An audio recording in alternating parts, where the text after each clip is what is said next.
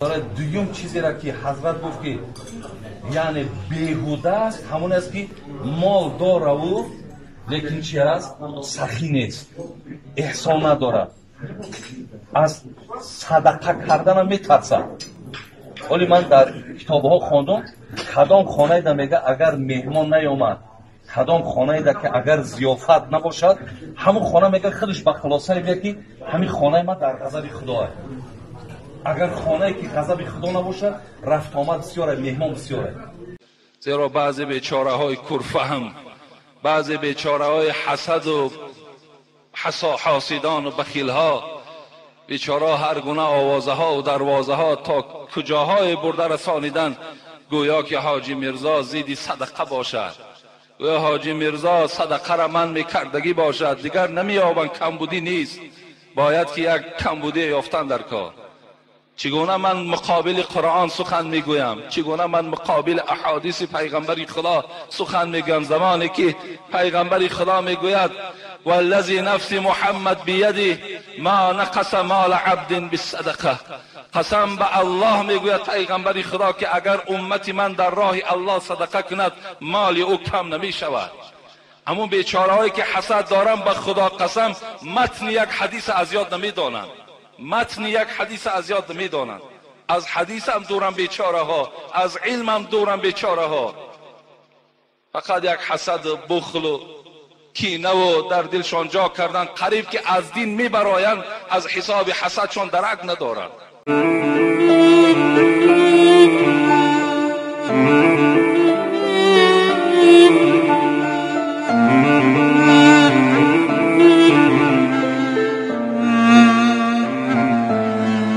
بکن خیری که در گرمای محشر سایبان گردد، همان روزی که با صد داغ سر از خاک برداری.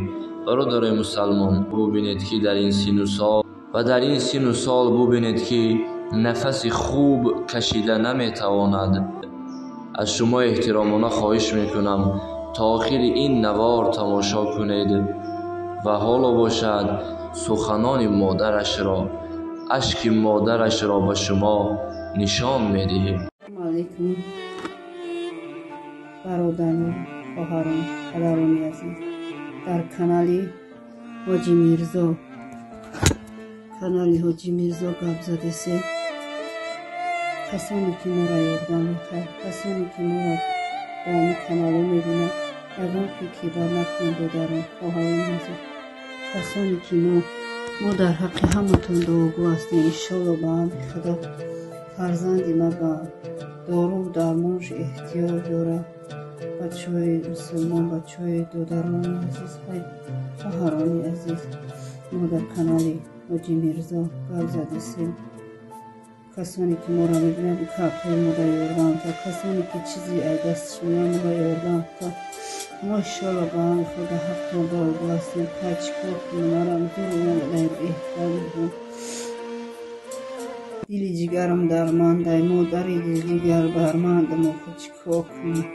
از دستم چی میاد؟ شکرانه پروردگار میکنیم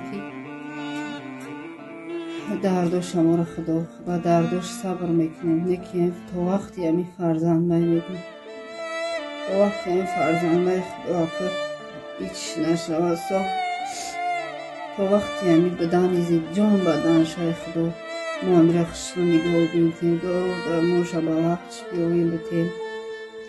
التماس میکنیم دادران عزیز، خواهران عزیز، پدران عزیز، من پدر ندارم، همتون برای مرا پدر این پدری مرا 12 سال شده که گذشته پدر میداشم، یک اوچه دارم با روز سیات این سر و پیبره خیر اکاو دادر میده با زندگی خودشونان. التماس میکنیم دادران عزیز، خواهران عزیز، برم در قطع نگاه و فکری بد نکنید، یک منطقه با فکری بد زنگم نزنید. التماستون میکنم چیکار کنم؟ نمایی قبش میکنم یانم عیب بیاخی.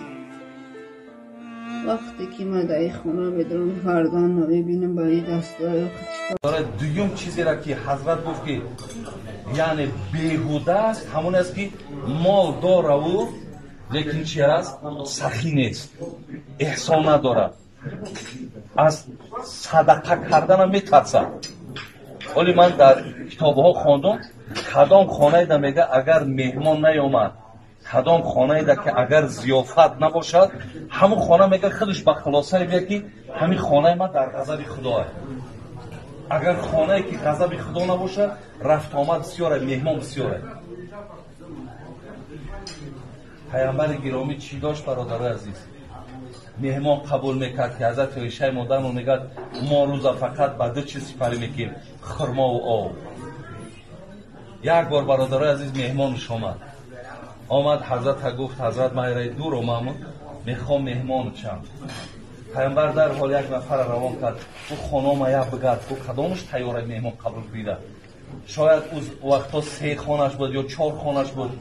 حضرت گشت همشه گشتن آمد گفت حضرت در یگان خانه مهمان قبول کردن نمیتونی، هیچی نداری.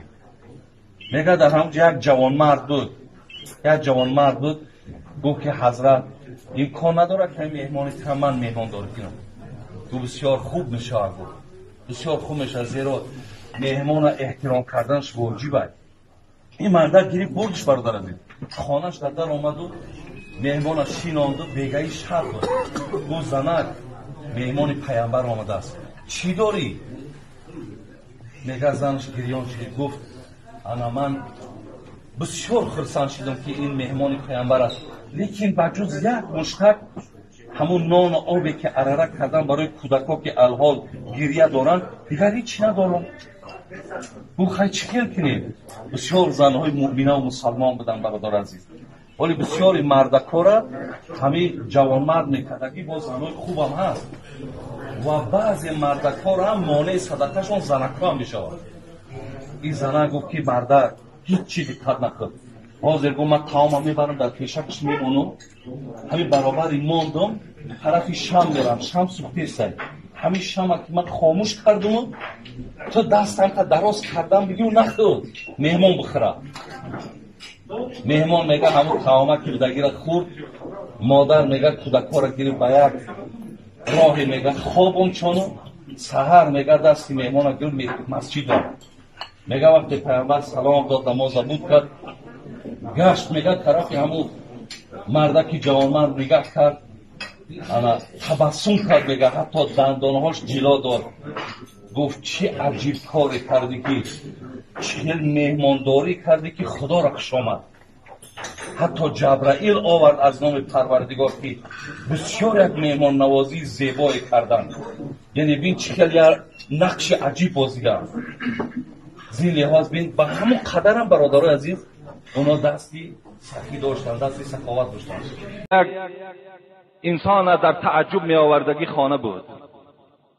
آمد نزد این خانه، این سائل، این طلبنده به امید آمد که این گونه خانه خیلی زیبا دارد، البته شاید که همت این مردم خیلی بلند باشد. چی میداند که این صاحب خانه‌ای که اینقدر خانه زیبا دارد، اینقدر خانه پر قیمت دارد، لیکن یک ذره همت ندارد. از اینش اون سائل، آن طلبنده درکدار نبود. گفتی همون شاعر که دولت را فیل بردارد میانش بشکند. دولت داری که اگر فیل بردارد میانش میشکند، همت را پشت هندوستان برد. دولت داری که میان فیل میشکند لیکن همت نداری، همتی تو را پشت هندوستان برد. اینقدر به همت هستی. همین صاحب خانه بیچاره از طایفه همون به همت ها بوده است.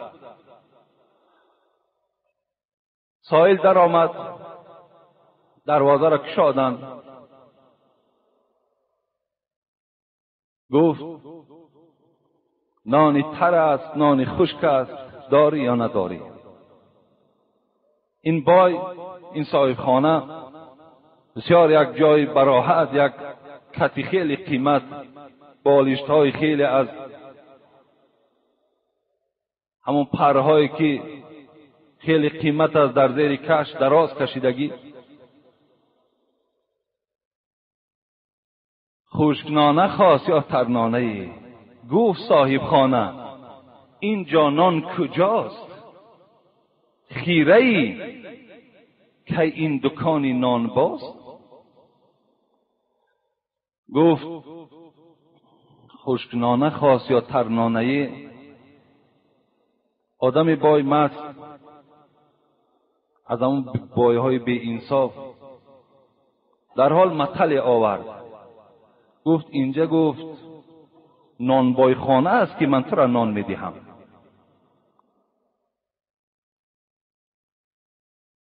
گفت باره اندک پی هم بیا. گفت آخر نیست دکانی قصاب. بیچاره از نان امیدش کنده شد، نان نداد. گفت مبادا نان ندادی همه یک پاره روغن گاو نداری؟ گفت صاحب خانه چی گفت؟ گفت اینجا گفت دکان قصاب است، گفت که من برای تو روغن میدهم. گفت پاره آرده ای کت خدا. گفت پینداری که هست این آسیا؟ گفت مبادای خیلی نان نبوده است، روغن نبوده است، خواهی یک مشت آردم ده. گفت چی پینداری گمان میکنی که اینجا آسیاب است؟ گفت آردد میتون. گفت اندک آب ده از مکرعه. مکرعه گفته هم مشک آب میگن. نگاه کرد که بالای سر همون بایده یک مشک آب است. گفت خیلی یا پیاله آبم بته. گفت هست جو یا مشرعه؟ گفت اینجا من دریا ندارم، اینجا یگان جو یگان بحر نیست که من برای تو آب دهم. نان گفت نداد. روغن گفت اینجا دکان قصاب خانه است. آرد گفت اینجا آسیاب است. آب گفت اینجا دریا هست، جوی است. هرچی آن درخواست از نان و سبوس، چربک می گفت و می کردی فسوس. میگد این سائل، این طلبنده هر چیزی که میپرسید آدم بای در حال یک چربک میگفت. چربک گفته یک مطلع می آورد. گدا خیلی گدای دانا بود و این معامله‌ای که الحال گدا نسبت این بای کرد، این برای تمام آدمانی که سخی نیستند، برای تمام آن بایهایی که دری بسته دارند، دست فقیرها و بیچاره‌ها را نمیگیرند، یک عبرت است. گفتی حضرت مولوی رومی شعر من شعر نیست اقلیم است، حزل من حزل نیست تعلیم است. من هر حزلی که میکنم شما را حزل نشمارین، این تعلیم است برای همه شما. آن گدا در رفت و دامن برکشید. بعد در بین حولی چیکار کرد گدا؟ آن گدا در رفت و دامن برکشید، تا در آن خانه به حسبت خواست ریست. از گدا نامه چید، آمد بین همون حولی در پیش همون کتی که بای داشت، دامنش بالا کرد و همونجا خچه فارغ کردن گرفت. چگونه که در حاجت خانه می نشینی. گفت هی هی تنزم ای دیجم، تا در این ویرانه خود فارغ کنم. بعد وقتی که اون نشست میگد حاجت چکی شکستن گرفت، این بای دید این احواله، گفت هی هی هی، گفت این چی عمل است کردی؟ شرم نکردی؟ گفت تو هی هی کردن بگیر. من که در این ویرانه، گفت این خانه نیست، گفت این یک ویرانه بوده است، در همین ویرانه گفت یک حاجت شکنم. چون در این جا نیست وجه زیستن، بر چنین خانه بباید ریستن. اینجا گفت وجه زیستن نبوده است، اینجا نان نبوده است، اینجا آب نبوده است، اینجا روغن نبوده است، اینجا آرد نبوده است، این خانه نبوده است، این حاجت خانه بوده است. از این خاطر من همجا خود فارغ کنم. و گدا خیلی گدای دانا. شاید این گدا از گداهای باشد که پیغمبر خدا در حدیثها برای ما و شما اینها را یاد کردند. اگر سوره والضحی خوانه ما و شما اعوذ بالله من الشیطان الرجیم و اما السائل فلا تنهر، خدا میگوید وقتی طلبنده های در خانه شما که وارد شدند فلا تنهر، شما بالای اونها داد و آواز بلند نکنید، اونها را از نزد دروازه خود نرانید و هر گونه صحبت‌های وزنین بالای اونها روا نبینید، زیرا حبیب خدا میگوید رد السائل ببذل یسیر او رد جمیل فانه یأتیکم من لیس من الانس ولا من الجن ینظر کیف صنیعکم فیما خولکم الله. پیغمبر خدا میگوید بسیاری طلبنده های هستند که وقتی نزد خانه شما آمدند آنها را شما اگر چیزی نداشته باشید با کلمه خوب جواب گویید و اگر چیزی داشته باشید با آنها تسلیم کنید، زیرا بسیاری از طلبنده های هست گفت پیغمبر که آنها نه انسان هستند و نه جن هستند، بلکه آنها میآیند شما را میسنجند در آن مالی که شما دارید. یعنی آنها از جمله ملائکه ها هستند، برای سنجش بنده های خدا میآیند، کنی نظر میکنند که بنده های خدا با آنها چگونه معامله میکرده باشند. بعضی از آنها با این مقصد میآیند که در ریاض الصالحین یک قصه را ابو هریره از نام پیغمبر خدا حکایه میکند که دوره های بنی اسرائیل یک فرشته را پیغمبر خدا خداوند روان کرد تا که 3 طایفه آدم ها را سنجش کند. پیش یک آدمی کوری مادرزاد و کلی مادرزاد و پیسی مادرزاد آمد. اول به پیش آدمی میگه پیسی مادرزاد آمد، گفت چی میخواهی؟ گفت میخواهم که همین رنگ من دیگرگون شود، میخواهم همین جسم من دیگرگون شود تا که مردم از همین پیسی بدن من نفرت دارد، همراه من نمی نشینند. میگوید این فرشته دستش دوان بالای همین مرد، ایرا پیغمبر خدا در حدیث متفق علیه است حکایت دارد برای صحابه هاش، دستش دوان میگوید در حال میگوید این بدن آدمی پیس صحت و سلامت شد. گفت از مال دنیا چی میخواهی؟ گفت یک اشتر میخواهم. میگوید فرشته دعا کردند، یک اشتری حامله داری را خداوند به این آدمی پیس چکار کرد؟ نصیب کرد. آمد نزد آدمی کوری مادرزاد، گفت تو چی میخواهی؟ گفت میخواهم همین چشمهای من بینا شود. میگوید این فرشته چه دستاش یک دوان آدم نابینا هم بینا شد. گفت از مال دنیا چی میخواهی؟ گفت یک گاو میخواهم. میگوید یک گاوی حامله دار دعا کرد، برای این آدم نابینا هم تسلیم کرد. آمد پیش آدمی کل، گفت تو چی میخواهی؟ گفت میخواهم همین بالای سرم یک موی خوبه برآرد. میگوید فرشته بالای سر همون یک دستمال کرد، موی خوب از بالای سرش برآمد. از مال دنیا چی میخواهی؟ گفت گوسفند میخواهم. میگوید یک گوسفند حامله داری را برای این آدم کلم چی داد؟ نصیب کرد و رفت. از بین چند وقت گذشت، آنچنان خداوند به این 3 طایفه میگه مال داد که حتی بیابانها نمی برد. یک زمان پس پروردگار همون فرشته را روان کرد که رو یک سنجش کن. آمد میگوید پیش آدمی همون پیس سفید پوست کسلی سفیدی، گفت ای برادر، گفت من مسافرم، در راه ماندم، میخوام از همین مالی اشتری که داری یکی اونها را برای من نصیب کن تا که من به خانه خود صحت سلامت رسم. گفت برادر تو کسی هستی نیستی؟ من قرضدار هستم. گفت قرضدارم. گفت را اشتر دادن نمیتونم.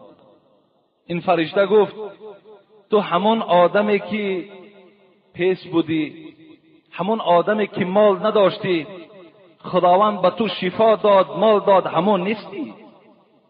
گفت نه. گفت من اون نیستم. گفت این مال از کجا پیدا شد؟ گفت این آدمو پدرم از بزرگها ماندگی هست. گفت اگر دروغ گویی خداوند تو را به حالت اولت مبدل بگرداند. میگه از پیشش رفت، آمد به نزد آدم کل. وقتی از اونم پرسان کرد همین مسئله را، اونم گفت من قرضدار هستم و تو را گفت هیچ از مال دنیا داده نمیتانم. گفت تو همان نیستی که خداوند برای تو شفا داد، این مال داد؟ گفت نه. گفت من وای نیستم. گفت این مال میراثی هست. گفت از مال میراثی. گفت ما با این شرف و بزرگی رسیدیم. گفت اگر تو دروغ گویی، گفت خدا تو را به اصل اولت مبدل بگرداند. آمد نزد آدم نابینا. از نابینا هم این سوال کرد، لیکن آدم نابینا چی گفت؟ گفت در اصل من یک آدم نابینا بودم، خداوند به من شفا داد و این مال و ملکی که دارم همه از جانب الله است. هر چی میگیری اختیار داری، هر چی میگذاری هم اختیار داری. این فرشته میگوید گفتن برای من مال تو در کار نیست، مگر که ما را پروردگار برای سنجش روان کرد. اون دو رفیقی تو گفت از امتحان نگذشتند، لیکن خدا در ملک مال تو گفت برکات دهد و برآمده رفت. اینا حدیثای صحیح هستند که پیغمبر خدا در این باب برای ما و شما گشتد میکند که شاید که اگر در خاندان یکی شما اگر این چنین آدمها اگر حاضر شدند از شما چیزی که پرسان کردند چه قوت داری، با کدام چیزی که قوت داری برای آنها رد کنید، آنها را از خاندان با یک دل خرسند جواب گویید. ان شاء الله در نزد خداوند شما را ثواب نصیب می‌گرداند. جمعه اولی که ما شروع این موضوع کردیم، آیتی را از سوره بقره برای شما تلاوت کردم که وای دیگر به تحلیلش نرسیدیم که آیت این چنین بود: اعوذ بالله من الشیطان الرجیم مثل الذين ينفقون اموالهم في سبيل الله كمثل حبة انبتت 7 سنابل في كل سنبلة 100 حبة والله يضاعف لمن يشاء الله واسع علیم. صدق الله العظیم. آن کسانی که پروردگار میگوید مال دارند، آن کسانی که دولت دارند، یعنی دولت داشتن، مال داشتن، این گناهکاری را نشان نمیدهد. ما دائم دعا میکنیم که خدای مهربان تمام این مردم تاجیکستان بای به دولت کند.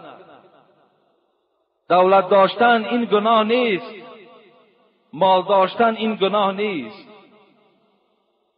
لیکن مال و دولت پروردگار که داد باید که انسان به قدر این مال و ملک برسد. چگونه که حبیب خدا میگه احسنوا لباسکم و اصلحوا رحالکم حتی تکونوا کأنکم شامة فی الناس. شما ای انسان‌هایی که دسترس هستین، مال دارین، پول دارین، لباس‌هاتان را زیبا کنید، ماشین‌های سواریتان را خوشرو کنید، زیبا کنید، خانه‌های زیست زندگیتان را زیبا کنید، خانه‌های زیست زندگانیتان را زیبا کنید. زیرا حبیب خدا میگوید بنو مدائنکم مشرفتن، شهرهاتان را با شکوه کنید، شهرهاتان را زیبا کنید. چگونه که امروز کولاب ما و شما در این یک زیبایی قرار دارد. الحمدلله هر جانبی که نگاه میکنیم بهترین عمارت‌ها الکی سر بلند کرده ایستاده. همه این اول آخر فضل الله است، لیکن دستگیری رئیس جمهور است. در حق او باید ما و شما پیوسته دعا کنیم که امروز حدیث پیغمبر خدا را در شهر ما و شما زنده کرده ایستاده است. این شهر ما و شما را با شکوه دارد، آبادی ها دارند. یعنی انسان وقتی مالدار باشد بهترین لباس پوشد، پیغمبر میگوید، و بهترین خانه را داشته باشد، بهترین سواره را داشته باشد. برای چی؟ تا که وی شناسند که این بای است، این به دولت است، تا که محتاجها پیش وی رفته مراجعت کنند، حاجت خودشان برآورند. چگونه در بعض مسئله ها میگوید آدم جاهل باید فش سالش از 4 لیک زیاد نباشد، آدم طالب علم 1 وجب، آدم عالم تا میانش، مفتی باید وقتی نشست میگوید در زمین همون فش سالش رسد، تا که همونها را شناسند که اینها کدام طایفه مردم هستند. آدمای بای هم باید امروز شناسن. افسوس که امروز بایهای ما یک لباسی میپوشن که کم بغل نمیپوشش، یک سواره در سوار میشود که پسترین آدم دارد. برای چی؟ تا که بایی مرا نفهمند، تا که ندانند که من بای هستم و یکی مدام مراجعت کنن و من 10 و 20 نیام این آدم فقیر و این بیچاره را دستگیری کنم. حالا که پیغمبر خدا میگه اذا اتاک الله مالا فلیور علیک فإن الله يحب ان يرى اثره على عبده حسنا ولا يحب البؤس ولا التباؤس. خداوند وقتی به شما مال میدهد، پیغمبر خدا میگه دوست می‌دارد پروردگار که اثر مال چه در بندش بیند. دوست می‌دارد که همون مالی که خداوند به بنده داده است، همون بنده مال در راه خیر صرف کند، در راه آبادانی ها صرف کند. خوش به حال همون برادرایی که امروز مالشان در راه خدا صرف میکنند، در راه نیک صرف میکنند، در راههای صرف میکنند که از پشت اونها صدقه جاریه میگویند. گفتی حضرت سعدی که نمیرد آن کی ماند پس از وی بجای، پول و مسجد و خان و مهمان سرای. هیچ وقت نمیمیرد. گفت کدام انسان نمیمیرد؟ آن کسی که از پس او یک کوپروک آباد میشود، آن کسی که از پس او کوچه هاشان آباد میشود، از پس اونها یک مهمانخانه میشود، از پس اونها یک مسجد بنا میشود، از پس اونها یک آبیاری میشود، یک باغ از اونها باقی میماند. اینها نمیمیرند. گفت حضرت سعدی هر آن که نماند از پسش بجای. در دوام مصرع‌های شعری میگوید یعنی هر کسی که از این دنیا گذشت، یعنی هر کسی که از این دنیا گذشت لیکن از او چیز نشانه نماند، درختی وجودش نیاورد و بار، همچنان یک درختی بیمیوه هست.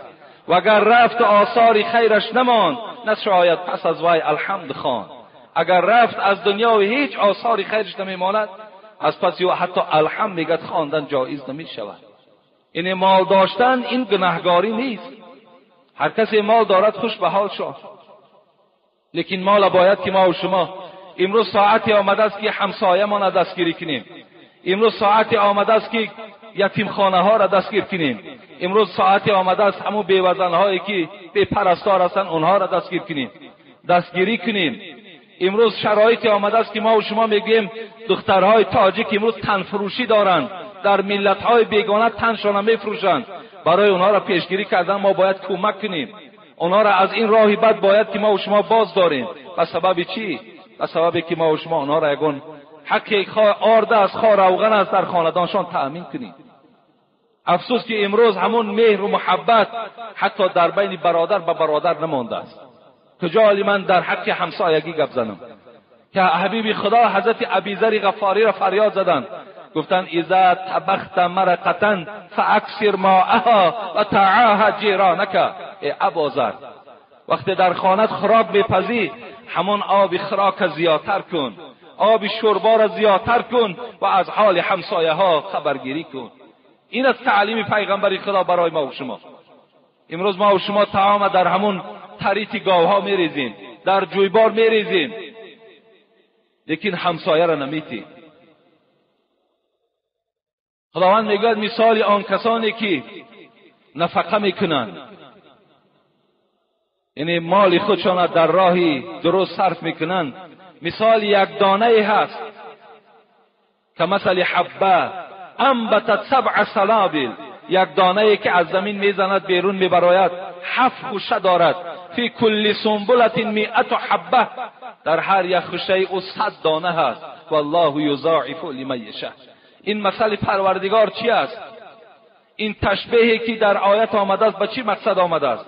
یعنی انسان وقتی که اگر یک سامانی در راه الله خیر میکند، پروردگار میگوید 700 سامانی ما بهر او نصیب میگردانیم. یعنی خوش به حال همون برادرهایی که امروز دستی با خیر دارند، خوش به حال همون برادرانی که امروز خیر احسان دانند. بسیاری بسیار انشاءالله چی در دنیا و چی در آخرت اونها سربلند هستند. در اینجا کار، در آنجا نخل بردار، شوی تا سرفراز از فضل غفار.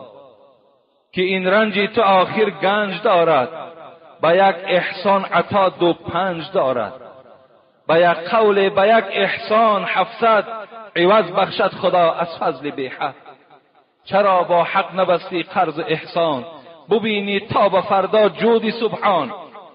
تو میمیری و احسانت نمیرد و تنگی های محشر دست گیرد. تو میمیری، تو روز از روزهای دنیا را ترک میکنی، لیکن این عملهای خیر تو نمیمیرند. اینا برای روز قبر تو، برای روز قیامت تو بی نهایت برای تو مفیدند، برای تو در کار هستند. در دیگر آیت پروردگار لن تنالوا البر حتی تنفقوا مما تحبون. شما وقتی خیر احسان بکنید، گفت پروردگار مال دوستارتان خیر احسان کنید. یعنی آن چیزی که دوست داشته ترین به سوی شما هست، انا همون مال در راه الله خیر کنید. آن مالی که از دل بیرون باشد، آن مالی که وجود تو را در لرزه ندارد، این گونه مال گفت پروردگار خیر احسان کنید. وقتی این آیت نازل شد، یکی از صحابه ها به نام ابو دحداحه بود، یک باغی داشت که به نام بیروحا بود که میگوید در داخلش 600 تنه خرما داشت. ابو دحداحه در داخل همین باغ خانه زیستش بود، خانه زندگانیش بود. وقتی این آیت آمد که پروردگار از شما قبول نمیگرداند مگر آن خیری را که، آن صدقه را که به سوی شما محبوب است، به سوی شما دوست داشته تر است، حضرت میگوید نزد حبیبی خدا آمدند، گفتند دستان در دست من بگذار. میگوید پیغمبر خدا دستش در دست این صحابه گذاشت. گفت خداوند میگوید من قبول نمیگردانم مال را که اگر به سوی شما محبوب نباشد. گفت بله. گفت پروردگار این آیت فرستاد. گفت ای حبیبی خدا من عهد کردم و پیمان دارم همین باغی که 600 تنه دارد و حیات زندگی من از حساب همون است، من وی را در راه الله بخشیدم. پیغمبر خدا میگوید وقتی این باغ ابو دحداحه که به پیغمبر خدا بخشید، پیغمبر چی گفتند؟ به به. یعنی وقتی ما و شما یک سخنی عجیب میشنیم که په میگوییم، حبیب خدا گفتم به به، یعنی چی تو خیری بزرگی را بجا آوردی. و این باغ میگوید حضرت در بین یتیم ها چیکار کردند؟ تقسیم کردند. یعنی این گونه جوانمردی ها، این گونه سخی های در دوره های پیغمبر خدا وجود داشت. یا حضرت ابو طلحه را روایت میکند، ابو دحداحه را میگد وقتی آمد برای باغ تسلیم کردن، زنش با همراهی فرزنداش میگه در داخل باغ بود. گو از باغ بیرون شوید که این باغ من در راه الله تسلیم کردم.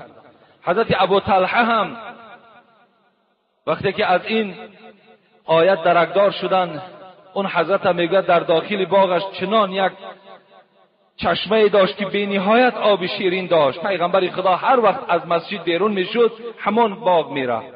حضرت ابو طلحه هم همون باغ در راه الله بخشیدن. زمانی که این آیت نازل شد که خیر شما قبول نمی شود تا زمانی که اگر شما بهترین مالتانه در راه الله خیر نمی کنید.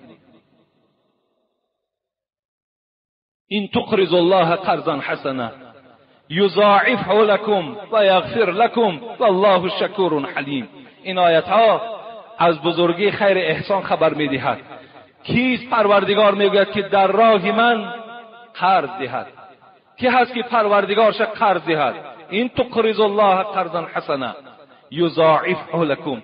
خدا میگوید یعنی صدقات به لفظ قرض آورد که در راه الله خیر احسان میکند تا که مال او را ما مضاعفی در مضاعف کنیم، دو چندی در دو چند کنیم. یغفر لكم، باز چیکار کنیم؟ باز بازم این گناههای اون بنده را ما مغفرت کنیم. این است فضیلتی که از این آیات‌های کریمه برای ما و شما آمده میرسد. من ذا الذی یقرض الله قرضا حسنا فیضاعفه له اضعافا کثیرا والله یقبض و یبسط و الیه ترجعون. خداوند در دیگر باز آیت قرآن کیست آن کسی که پروردگارش قرض میدهد؟ کیست آن کسی که مال خودش در راه الله خیر و احسان میکند؟ فیضاعفه له، تا که ما مال او را دوچند کنیم، مال او را زیاد کنیم، دولت او را بیگران کنیم. و یقبض و یبسط و الیه ترجعون. خدا چی میگوید؟ میگوید ای بندگان من، شما یقین دانید که آن مالی که در دست دارین یا آن مالی که از دست شما دور میرود، همه اون در ید قدرت ماست. یعنی مقصد از این آیت والله یقبض و یبسط، معنا مفسرها این میگن که رزق از نزد پروردگار است. یعنی آن مالی که شما در دست دارین از هیچ کس نبینید، از تجارتتان هم نبینید. تجارت این سبب می شود، لیکن اساس رزق رسان پروردگار است. در سوره زاریات خداوند میگوید ان الله هو الرزاق ذو القوة المتین. پروردگار میگوید من رزاق هستم، من رزق رسان شما هستم. این رزق شما از جانب هیچ کس نبینید. آن چیزی که در دست شما می آید همش از جانب من است. امروز هست بعضی بندگانی که بیچاره همون رزقی که در دست دارند یا مالی که در دست دارند همون یا که از یگان حکومت میبینن، یا که همون از یک نفر میبینن، یا همون از حساب تجارت چار میبینن. حالا که پروردگار اعلان دارد که رازق ما هستیم، رزق در دست ماست. ما وقتی فرض عین میخواندیم که یک کتاب پستری نگوییم حساب میرود، در همونجا میخواندیم در طعام خوردن 4 فرض است. یکم حلال خوردن، زیرا که پاکی حلق از اعظم فرایض است. دوم رزق را از واجب تعالی دانستن.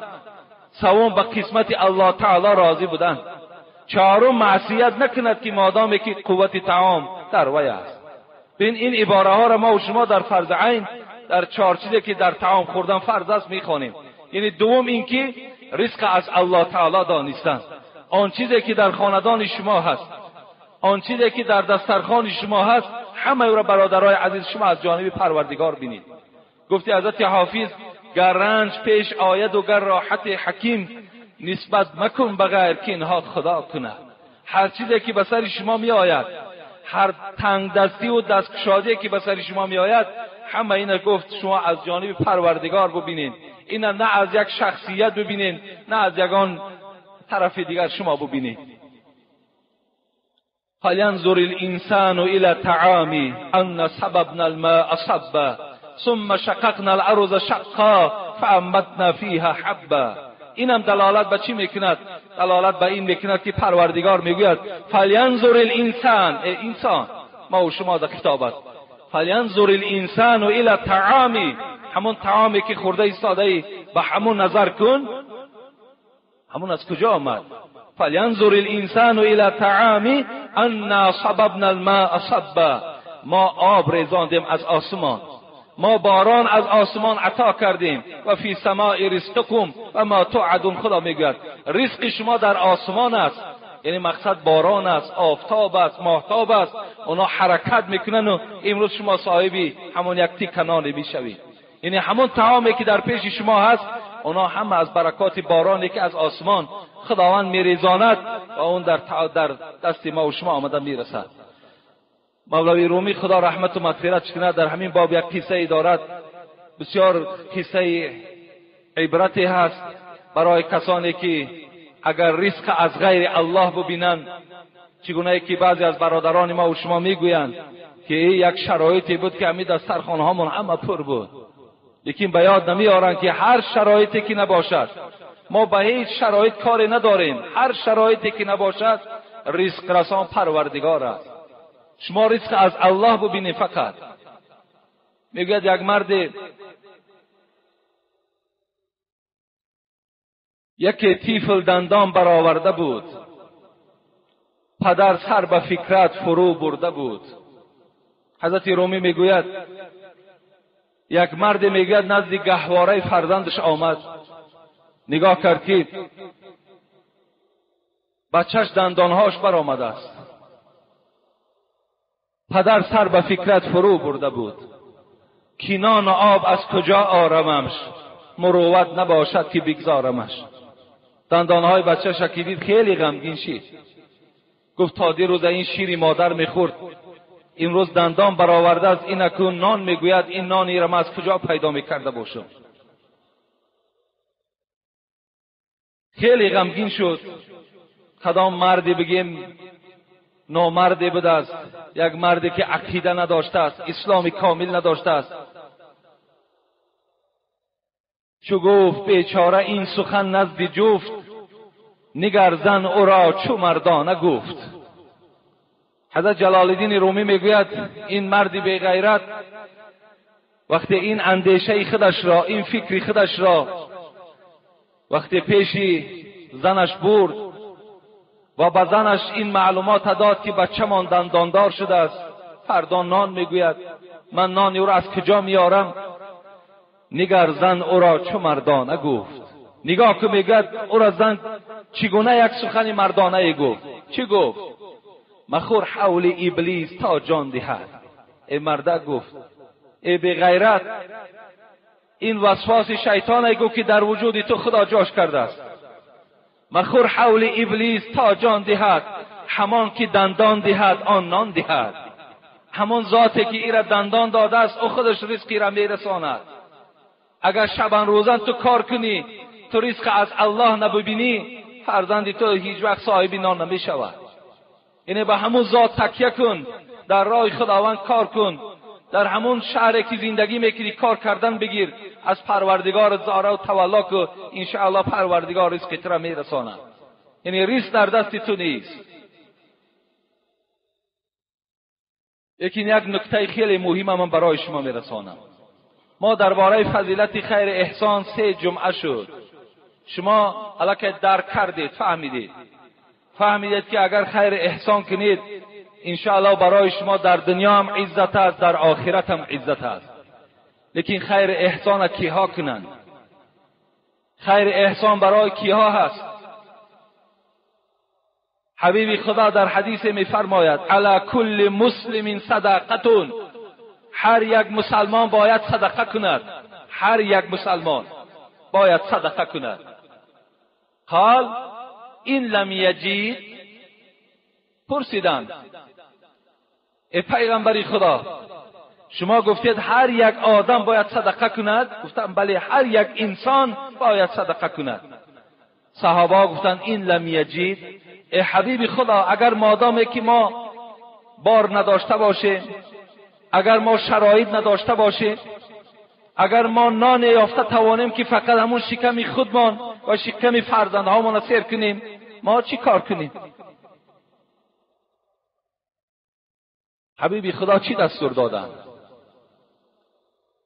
آیا دستور دادن که رفته قرض کنید و آمده خیر احسان کنید؟ آیا برای شما پیغمبر خدا فتوا داد که رفته قرض با پراتین گیرید و مردم خیر احسان کنید، مردم نان دهید؟ یا مثل بعضی از پدر و مادرای بیرحم فرزندها را به روسیه روان میکنن و بیا تا که شکم مردم از نان سیر که همچنان توصیه دادن. گوش بکنید پیغمبر خدا چی گفتن؟ وقتی سوالش دادن ای حبیب خدا مادام نداریم چیکار کنیم؟ مثل که امروز نداریم، بعضی ما و شما نداریم، بعضی پیشوای ما و شما مجبور میکنن که داری نداری خیر کن. یک معلم بیچاره، معلم چی دارد؟ معلم از کجا راهی فایده دارد؟ از طرف مومن آباد برای ما و شما آمد، برای من پیش من گفت، گریه میکند معلم، میگوید بچه‌م خردسال بود، قریب 3 ساله 4 ساله بود، وقتی از دنیا گذشت فرداش پیشوامان آمد، نمیدانم کی باشد دیگر، نامی و شرط نیست، گفت برای کودک مردن گفت خیلی 3 بیگه و 7 و 40 دیگر نکن، لیکن یک گوسپند حتمی خون کردن در کار. این خیلی پیشوای خونخور بسیار داریم، باید خون کردن در کار، لیکن از همین مالی که خون میکنی نخور که باز مرگ در فرزند دیگرت میچسبد. یعنی همین مرگ از خانه تو کنده نمیشود اگر از همین گوسپندی که در خانه میکشی. باور که این خیلی گمراه ها ما پیشواها داریم. چیکار کنم؟ من گفتم خوب میشود من اصلا وقت ندارم با همراهی تو روم، و الا اگر جوان مرد باشی، اگر از من توصیه گیر باشی، باور کن نان اگر داری شرایط بکن، همون ملا را فیراد نکن. لیکن نداشته باشی، اصلا برادر عزیز نکن که در نزد خدا تو گناهکار میشوی، تو هیچ ثوابی نمیگیری. زیرا این آبی چشمی تو را ببین، و صدقه از روی یک داشتن میشی، از حساب پوری میشی، از حسابی که انسان خیر احسان میکرد وقتش خوش میشید، چشمان پری آب و بعد مردم نان دادن میگیرم. این چی معنی دارد؟ حبیب خدا چی جواب گفتند وقتی سوالش کردند؟ گفتند یعمل بیدیه فینفع نفسه و یتصدق. ندارین، گفت شرایط ندارین. مثل امروز پیشوای ما و شما واری مردم امر نمی کردند داری نداری بکن. برای همه ما و شما انامین سخنی که الحال پیغمبر خدا میگوید درس است. امروز من با باوری کامل میگویم که همین خیر احسان ما و شما یکی برای ریا هست، یکی از روی شرایطی هست. خیرهایی که میکنیم یکی از روی ناداری کردیم، دومش اگر داشته باشیم هم از روی ریا کردیم. الان که حبیب خدا میگوید من صلى يرائي فقد اشرك و من صام يرائي فقد اشرك و من تصدق يرائي فقد اشرك. کسی نماز میخواند برای مردم داناندن به تحقیق شرکی در الله آورده است. کسی که اگر روزه میگیرد برای مردم داناندن شرکی در الله آورده است. کسی صدقه میکند برای مردم داناندن، مردم بفهماند که من سخی هستم، یا که مردم گویند که وای بسیار جوان مرد است، یا فلان فلان گفته مرا تعریف کنند. پیغمبر خدا گفت وای شرکی در الله آورده است. روز قیامت انا همین عملهای ریا، همین عملهای خود سنایی و خود ستایی، همین عملهایی که ما و شما نداریم و میکنیم، روز قیامت اول و آخری ما و شما را پروردگار جمع میکند. من متنش نمیخوانم. بعدا پروردگار چی میگوید؟ کسی که در دنیا برای کسی که عمل کرده باشد نزد وی رود و پاداش از وی گیرد. اگر کسی صدقه کرد برای مردم داناندن، رو میگد از مردم پاداش بگیر، از مردم ثواب بگیر. کسی که نداشت بیچاره و کرد، اون در نزد پروردگار گناهکار نویسانده می شود، زیرا ندارد شرایط، باز از بالای این میکند. حبیب خدا گفتند مادام نداشته باشین فرزندان من، یعمل بیدیه فینفع نفسه و یتصدق. با دستهات کار کن. گفت با دستهات کار کن. آن چیزی که از حساب کارت میابی در نفس خودت، در نفس فرزندات صرف کن. بین مادام نداری، گفت هیچ وقت خیر نکن. لا اشتری شیئا لیس عندي ثمنه. مادامی که نداری، حبیب خدا میگه لا اشتری شیئا، نمیخرم از بازار چیز زمانی که اگر نداشته باشم. امروز آدمای ناداری ما و شما بسیارند، آدمای بی شرایطی ما و شما بسیارند. این سخنهای من برای شما سخت نرسد. آن چیزی که من میگم همش آیت قرآن است، آن چیزی که من برای شما میگم همش احادیث های پیغمبر خدا. خداوند در قرآن میگوید یسألونک ماذا ينفقون قول العوف. ای محمد صلی الله علیه و سلم، از تو میپرسند چی مقدار خیر احسان کنیم، از تو میپرسند چگونه خیر احسان کنیم. حضرت ابن عباس ابو امامه در تفسیر این چی گفتند؟ گفتند به مردم توصیه ده ای محمد که آن چیزی که از خانهش زیادی هست همون را خیر احسان کنند. مازاده بر عیالت خیر احسان کن. امروز فرزند ما و شما در بدر، امروز ما خودمان گرسنه، امروز فرزندای ما و شما گرسنه، لیکن ما و شما با چیکار میکنیم؟ با شکم مردم سیر میکنیم. من این سخن به امید آن گفتم یا با مقصد آن گفتم که شما فهمین که اسلام بالای شما هیچ وقت این خیر احسانهای وزنی بار کردگی نیست، مگر این بعض صدقه‌های هستند که ما در گردن ما خودمان بار کردیم. اگر شما قدرت داشته باشین و نکردینم، شما را کسی ملامت کند، ملامت کردن گیرد، لیکن شما در نزد پروردگارتان گناهکار نمیشوید. و آخر دعوانا ان الحمد لله رب العالمین. اینجا یک چند سوال‌های هست، من اینا را در حال بهر شما جواب گویم. ان شاءالله این موضوع بسیار یک موضوع دامنه‌دار کلان است، لیکن هر کسی که داشته باشد امروز آباد کند. علاوه خصوص الان امروز مردم کولاب که در پیش جشن داریم، همه میدونیم بسیار جشن مهم است. شما این را بسیار خوب درک کنید. تمام مهمان ها از تمام دولت خارج می آیند، علاوه خصوص الان داخل شهر. کدامت اگر دولت داری، کدام شرایط داری، در اما همسایه‌داریات آهک بخر، سمنت بخر، بگذار همون دیوالهای کوچه هاتون سفید کنن، بگذار راههای کوچه هاتون آباد کنن، بگذار همون وادپروات هایی که داریم ندارند محکم کنه که مثال اسراف شده رفتهستن، همونها را تامین کنید. انشاءالله در اینا شما ثواب میگیرید. همین از راه های خیر. لیکن کسی نداشته باشد، ما و شما مجبورش نسازیم. السلام علیکم فرزند عزیز داملا میرزا. من مادر 85 ساله با کم مبلغ میخواهم به مسجد شما سهم گذارم، یعنی 20 سامانی.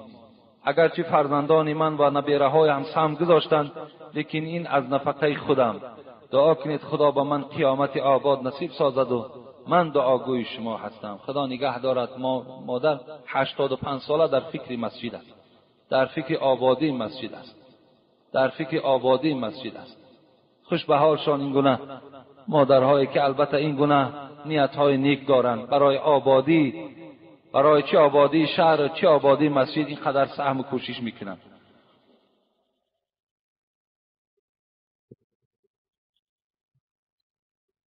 السلام علیکم اکای داملا حاجی. اینجا چند سوال دادم، با همین انشاءالله ممکن جمعمان انجام دهیم. BBC شنبه مشکل کشا در کلاب پیدا شده است، باور کنیم یا نکنیم. شما اگر روز 22 برنامه را تماشا کردین، برنامه مروت بود، تماشا کردین نه؟ BBC شنبه را فهمیدین کی بود است. BBC چهارشنبه هم فهمیدین، مشکل کشا را فهمیدین که افسانه های حضرت آدم گفته برای مردم میخوانند در پیشان چای و دیگر. با یک فالبین دیگر هم در همو جا بود، گفت به طرف طبیب گشته گفت های شما 5 سامان میگیریم و 50 درهم میگیریم. یعنی مقصد هر کسی که میتواند مردم فریب دادن گیرد، همون مردمی که اعتقاد دارد و باوری دارد. نه BBC شنبه هست، نه BBC چهارشنبه هست، اینا همه دروغ هستند. شما هیچگاه در اینها باور نکنید، نه در فالبین ها باور کنید. من برای شما حدیث های خواندم که حتی که پیغمبر خدا گفت کسی که در اینها باور میکند وای فقط کفر بما انزل علی محمد، وای کافر است در آن کتابی که بر محمد نازل شده است. شما هیچ وقت در اینها باور نکنید، پیش اینها نروید. از اینها چه حاجت طلب میکنید؟ شما از پروردگارتان حاجت طلب کنید، از خداوندتان حاجت طلب کنید، انشاءالله همه مشکلاتتان برآورده می شود. اینا همه دروغ هستند. بسیار نیک شد که همون برنامه را در تلویزیون تمام جمهوری تماشا کرد. ولی انشاءالله بسیار برنامه ها می شود. این خیلی برنامه هایی که الحال مردم مجبور کرده ایستادن، اینا را همش در تلویزیون نشان می دهند. اسلام حقانی انشاءالله بعد خودش روی می زند. دوم ارواحک چی خیلی است؟ ارواحکی که در خانه ما و شما پیدا می شود و بعدا می گوید که یعنی همون خانه به خیر خدایی ماند، ارواحک می آید. اگرچه اصل ندارد، اگرچه این اصل ندارد، یعنی ارواحک هم خودش یک مخلوق خداست، هر خانه در رفته می نشیند. لیکن همون شاید که زمانی بود که البته مردم به خیر خدایی بود، همون پیشینی ها همین مسئله ها را پیدا کردن تا که مردم ای خدا نترسه، همین ارواحک بترسه و خیر احسان کنه. شاید همین را بیچاره مطرح کردن. مثل که شب قدر میگن اگر تا روز بیستی هر چیزی را که به قپی طلا می شود. همون را پیشوا برای چی کردن؟ تا که همین آدم ها شب زنده داری کنن، تا که خواب نکنن، به خاطر هم طلا هم که باشد تا روز ایستن انشاءالله ثواب میگیرن. این ارواحک هم مثل همون است. در زندان جمعه خواندن چهل است. امروز در ترمه ها جمعه خواندن واجب است. در هر ترمه ای که اگر مسجدها امروز می آیند، هم بچه‌هایی که از زندان آمده و امروز مثال ماها قطیشان صحبتی میشیم، همش میگن که وقتی نماز ما نمازها نمیخوانیم. برای همین در زندان ها امروز جمعه واجب هست. اگر شرایطش باشد، فراهم باشد، باید که خوانند. اگر نخوانند گناهکار بشوند. لیکن اگر شرایط نباشد برای اینها واجب نیست جمعه، مگر همون پیشینشان جماعت میخوانند. فراهم باشد باید که خوانند. اگر نخوانند گناهکار بشوند. لیکن اگر شرایط نباشد برای اینها واجب نیست جمعه، مگر همون پیشینشان جماعت میخوانند.